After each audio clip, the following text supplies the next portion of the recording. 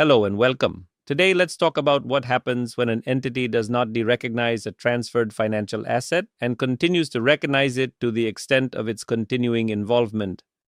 When an entity retains continuing involvement, it also recognizes an associated liability.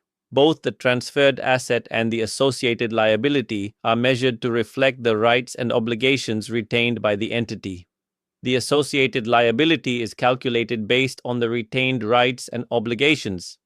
If the transferred asset is measured at amortized cost, the liability reflects the amortized cost of those retained elements. Alternatively, if the asset is measured at fair value, the liability reflects the fair value of the retained rights and obligations when considered on their own. Income recognition is another important aspect. The entity continues to recognize any income generated by the transferred asset to the extent of its continuing involvement. Similarly, it recognizes any expenses linked to the associated liability.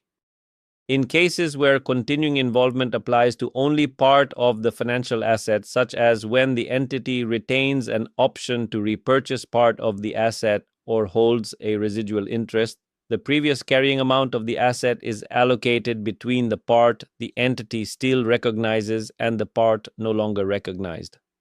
This allocation is based on the relative fair values of those parts at the time of transfer.